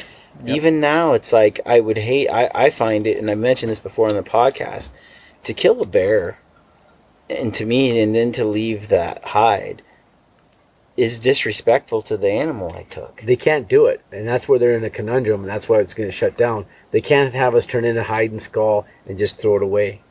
It's such a waste. It's gonna taint their image so bad, and I hope they do make that law. I hope they do, because they will make fools of themselves by doing it. Yeah, it's such a waste, because you take this great renewable resource, and it's like, and it can be in your home. Like I have a couple of bear rugs. I talked about this a number of times in the house, and the kids just sprawl out on these bear rugs, and they love them, and it's part of their life, and always has been. And when new kids come over, they're like, oh, and they lay down, they touch the claws, and they touch the teeth, and they experience some part of... They experience some connection. Yeah, that they don't have, and I think it's just beautiful to have it in my home. I don't see it as a, you know, I killed that bear, and I brought that home, and for me, it's... Here's another one, too. See how connected we end up being up here as a group, as a people? Mm-hmm. Yeah. And other outfitters and people of the land connect. When our people start getting killed, what's that going to do with our anger management? You mean from bears? No, yeah, it's going to drive us through the roof. Think about that. Oh yeah. If Wyatt gets killed by a bear, or I get killed, you know. Well, and you see we're going to that defend the honor of the other person. You see that happen, Aaron. You know? When your fellow troops get taken out. You talk about like lions in Africa. eating people in tribes, right? Mm-hmm. People will go vigilante there. Pretty time. soon the lion has no economic value. Yeah. And so the people are not going to tolerate it being there because it doesn't generate income and it kills their children. Yeah. So it's like, let's just secretly kill them off. When one steps into view, let's put a bullet in it and walk away. What was the stupid? Was it Leo? What was the stupid lion that was killed? Yeah, I think it was Leo, wasn't it? No. Cecil. Cecil. Yeah. Cecil. I had a picture of Cecil within 12 hours of Cecil being shot, and I'm proud of it. Yeah. Yeah. Yeah. Yeah, that whole thing is such Legally taken lion in a legal zone. Yeah. Which That was got just- turned into a that was, shit show. a mess. That's just that was foolish politics. Yeah. Yep. And a lot of lions have suffered since then. Oh, they will. Yep. As soon as they ban some As things. soon as they ban it, they all get killed. Yep. Yep. Look at Botswana. Great. They said they had to kill like something like 200 lions following that. Just cull them all because they were... Yeah, there's no more hunters going more over to get hunters. the bat because of all the bad publicity. So they just went on a big cull Yeah. and got rid of a bunch because There they you go. had to. So They what's had going to to. happen with grizzly bears? Yeah. Well, that's a they'll good have point. someone privately do it, which will cost taxpayers a lot. I don't see them just sitting there and not No. managing bears. What I fear Mhm. is there's going to be a bunch of bears die now. Yeah. That's what I really fear is bears will die, and I have a lot of respect for grizzlies. Mm-hmm. When animals lose value, animals lose every time. Every time. They do. And the only way you keep animals and keep increasing black rhinos, right? Yep. And what Corey Knowlton did there was great. It wasn't bad. The rhinos were walking on his last legs. Yep. And Old- what he old did rhino. there was great for black rhinos and their species moving forward. Yep. What just happened That's with not a grizzly bears is soundbite, bad. though. That takes time to communicate. People does. need to understand, and I think they're getting there. So, Yep. well, I think we covered this topic. Aaron, you got any closing comments? No, nothing special. I just think that listening to the people that actually live in the woods is probably better than listening to some person that sits behind a desk and went to college and hasn't spent too many days out in the woods. A lot better perspective from somebody that spent a life out there. This is I want to show off my really fancy Sitka shirt. Seen some good miles. A vent now in here. And your wind checker. Another one vent over here. Yeah. It's wearing thin, I have to say. It looks good, man. It's used. Yeah, it is. But by We're the in the way, land where gear wears out. it is. That's one thing I noticed on this trip. I got a few holes in my stuff, and it's brand Yeah. new. Yeah. Yeah. Before we close this podcast, though, there was this. I heard something about how Wyatt saved your life a couple times, once or You twice. still want to hear that story? I do want to hear that story, dude. Well, I was busy videoing. I wasn't watching. Video cameras, yeah. They Remember we were can talking be good, about they can be pressure and bad. release? Yes, Well, I was in the pressure zone. And I was still on a videoing. grizzly, No, it was black bear. a black bear. Big Okay. black. Big black bear, like 7'4". Yeah, 7'4". And that's even worse because he got to shoot it and I missed. I didn't get it. So I was videoing and I was just it's working dogs, getting them into shape. And And the hounds bait up a. big black Big bear and black it was bear. coming. I was done it lots of times, stepped out fairly close to him. He bristled up and come like now. And I'm like, oh, shoot him. Wyatt stepped in with 30-30, shot him. Wow. How far away was it from Bart? 4 feet, Yeah. probably. About that. Yeah, You were gonna get chewed on. I was going to get rolled There's no around. doubt. Yeah, that wasn't the first time I've had to send. Here we go. Here we go now. I've sent bullets past them a few times. Yeah. Well, the other one I got into action in time too. Yeah, the other one you got into action. Yeah, you were I there, was but trying to fish dogs out and it kind of came. trying to pull dogs off, and then The Come. head was past the end of the barrel when I shot from here. And he shot from there. It's Yeah. tight. Oh, Lord. Shot This right is on. reality out there. It's not like it's anything special because people that over here, when you live, you're in the land with bears. Yeah. You're in the land where bears are. Well, a Yeah. lot of people want to think that bears run from people. Not all of them. I mean, that's what I hear. Well, bears either do, but when they don't, they don't. In a Yeah, big way. fight or flight, one of the two. Yeah, When they're coming to fight, they come. They come. They Man, come I've been right run at down these trails by grizzly bears on my horse's butt that were big enough to take me and the horse down. See, and I would have died because I can't ride a horse. I was Aaron, falling off the back. Aaron, you absolutely would have died. Yeah, I I can't don't ride know. fast enough. He's got good grip power. I got good grip, good He'd balance. abandon packs and gear and just. I'm not in sync though. I've had grizzlies come up out of the willows in front of my horse. To me, your knee, horse's head tier, like 2 feet from the horse's nose, straight out of those thick willows. And like that big bear that run me before, I mean, I didn't have a gun at the front, and I wouldn't have had time to get a gun out. I just threw it and let the horse run for his life, and I stayed in the middle of him. And that's what you live with. Yeah. So, and everybody that's watching now, I have massive butterflies when I have to go out right now and worry about my kids back here. Yeah. And it's bad. I mean, that where Ada walked into that, whatever it killed over there, we're avoiding it right now. Is 300 yards off the airstrip. Yep. And grizzlies are real. They have big teeth, big claws that matter. Yeah. That's why I take a gun with me everywhere I go. Wyatt seems to be the smart one in camp. I'm just gonna say that. Like, My gun's always on my saddle. It's Guilty. never moves. Guilty at times. Yeah. But there's Yeah. the world happens out here. yeah. It's not. I mean, it's no different when you're out here. You have to treat this the same as you treat the back alleys of New York or Los Angeles. If you're going to run into trouble in the back alleys at night in New York or Los Angeles, when you go out here on these trails, a lot of these are the back alleys in New York or Los Angeles. Yeah. How far are you going to walk there without running into trouble? Same distance here you're going to go without running into grizzly bears. The first sheep hunt, Ada's horse the almost flipped reality over of- backwards at 30 yards. When I never even mentioned that bear right. came out. And so that It horse just could reared up. Yeah. Yeah. No. They always come at you. It's just whether they continue to come at you or turn. Yeah. But they always hoof. They always come. Yeah. Either bluff or a full charge, one of the two, but they're coming off the start. Yeah, I don't pack mine to shoot. And like I pack said, mine anyone that personal wants to safety. listen to this podcast and disagree, I have a nice 4-day walk for them. I know that I'll drop one 4-day walk. pickup point. Yeah. It's not a major. It's nice clean trails. Come on. Yeah. And you might get 8. Yeah, my goodness. For You sure. better flip your quarter.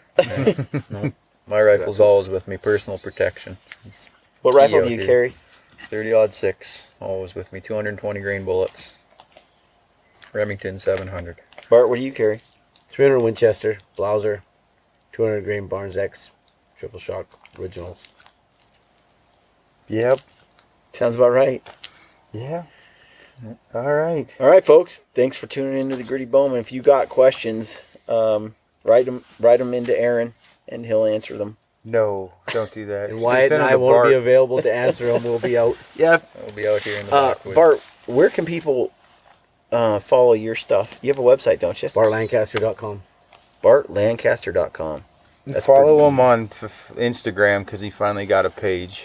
But he probably won't ever put a post up there. I'm struggling with it right now. Yeah. He struggles with it, yeah. It's a constant conversation between us. Should I keep I it? want to Should say, not? should I just start saying what I want to say on Instagram? Yes. Just light her up? Yeah, I don't think it matters. I mean, And it's to the point now it doesn't. Because I'm going I to think it's great. That's I'm what gonna the whole. slap the grizzly pictures in there and say, here, and as I'm hunt grizzlies and I'm proud of it, and I'm just tired.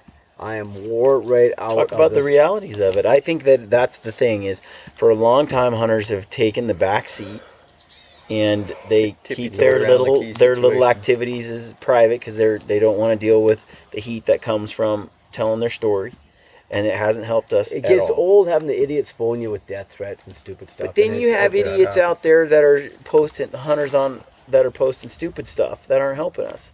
No, so they if you're don't. going to But post you know, something smart, post it. you post it smart, but then you still get this. I just get so Oh, old. I had a T-minus 5 days. We're going to shut down your internet and had hundreds of wolf lovers attack my Attack you? pages. I got it with the grizzlies and the black bears, but Well, the good news It's not a is, big deal. Good news is, I will say to all those out there that are real predator lovers, now that grizzlies closed down, I can really focus on killing wolves. Oh, Wyatt, where can that's people not a find joke. you? Look me up on Facebook. I'm on there.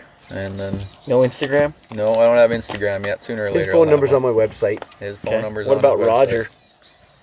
I'll put his phone number on my website. Good.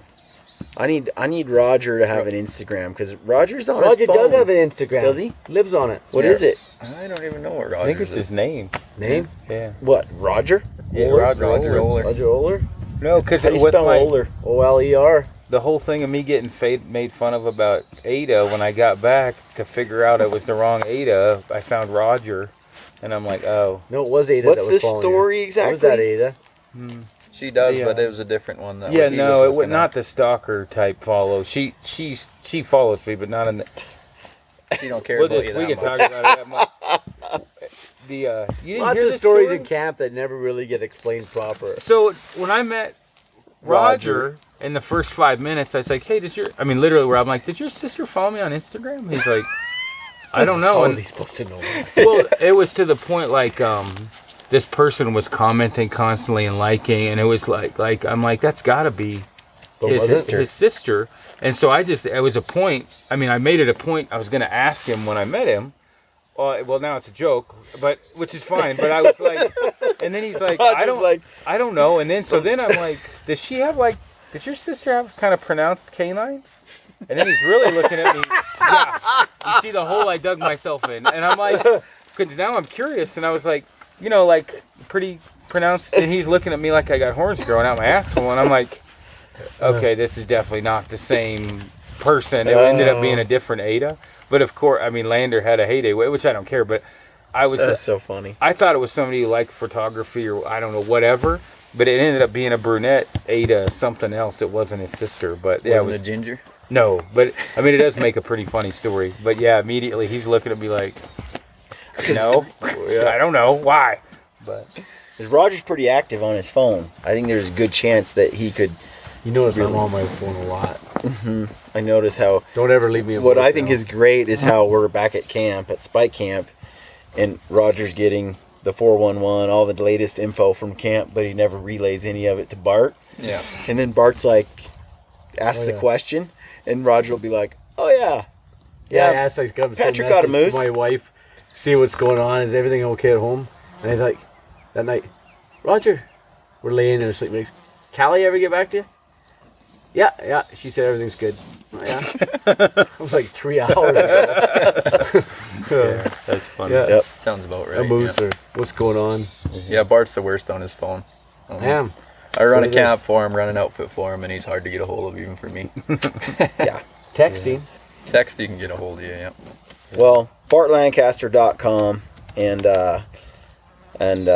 thanks for coming on the podcast, guys. Yep. It's been awesome. We appreciate it. Awesome hunt. Awesome time. Yep, now it's time for snacks because I'm hungry again. See? Always hungry. Always hungry. Look at the belly, though. Oh man. It takes a lot of diesel to feed this engine.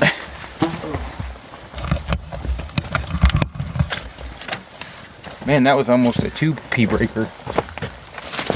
Is that long? Friends, hunters, outdoorsmen, lend me your ears. Please take this moment to listen to this excerpt from the Gritty Bowman film, Back to Traditions. Despite our ever-changing, ever-indignant world with its growing ignorance of and indifference to the ways of the wild, I remain a predator, pitying those who revel in artificiality and synthetic success while regarding me and my kind as relics of a time and place no longer valued or understood. I stalk a real world of dark wood and tall grass stirred by a restless wind blowing across sunlit water and beneath star-strewn sky. And on those occasions when I choose to kill, to claim some small part of nature's bounty for my own, I do so by choice, quickly, with the learned efficiency of a skilled hunter. Further, in my heart and mind, I know the truth and make no apologies for my actions or my place and time. Others around me may opt to eat only plants, nuts, and fruits. Still others may employ faceless strangers to procure their meats, their leather, their feathers, and all those niceties and necessities of life. Such is their right, of course, and I wish them well. All I ask in return is no one begrudge me, and all of us who may answer the primordial stirrings within our hunter souls, my right to do some of these things myself.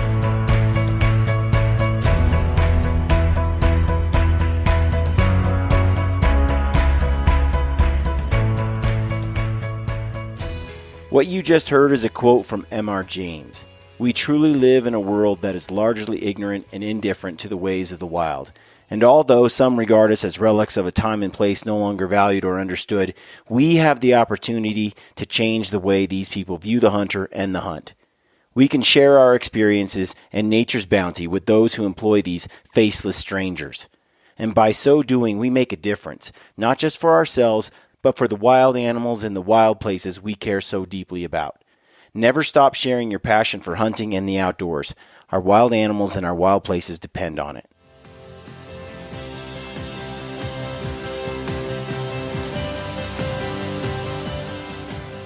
And as always, good luck on your hunts and stay gritty.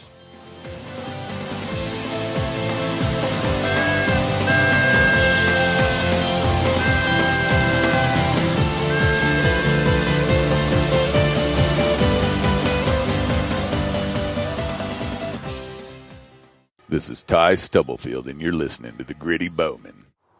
Gritty Bowman. This is Mark Livesey, and you're listening to the Gritty Bowman. Oh yeah. Oh, yeah. Someone tell me where the Humane Society of the United States has ever bought 1 acre of habitat, where they have ever funded one project that got rid of invasive weed species, where they've ever funded one project that got rid of the Asian carp in the Illinois River.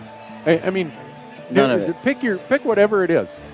They've got net assets in the hundreds of millions, and they've never done anything. I did this whole series of posts of the hierarchy of dead animals on Instagram, on social media. So I had like a picture of chicken. No one cares. Like dead, chicken meat. A picture of chicken. A picture of fish, like cut up fish. No one cares. A picture of an actual fish. Still, no one seems to give a picture of a dead turkey. No one seemed to care. It seemed like But then I showed bear meat.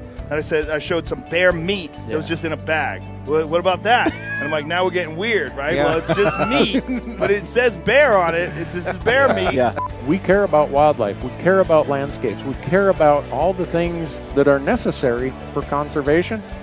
We'll tax ourselves 11%.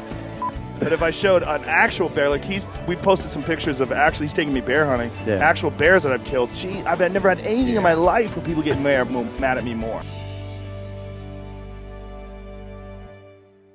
This is Mark Livesey, and you're listening to the Gritty Bowman. Oh yeah. Oh, yeah. Someone tell me where the Humane Society of the United States has ever bought 1 acre of habitat, where they have ever funded one project that got rid of invasive weed species, where they've ever funded one project that got rid of the Asian carp in the Illinois River. I mean, none of it. Pick whatever it is.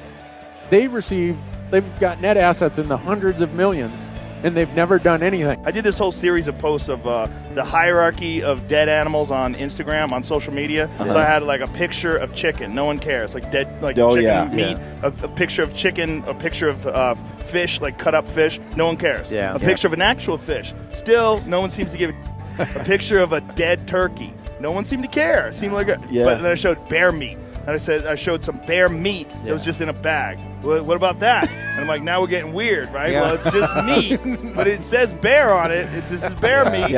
We care about wildlife. We care about landscapes. We care about all the things that are necessary for conservation. We'll tax ourselves 11%. But if I showed an actual bear, like we posted some pictures of he's taking me bear hunting, actual bears that I've killed. Gee, I've never had anything in my life where people get mad at me more.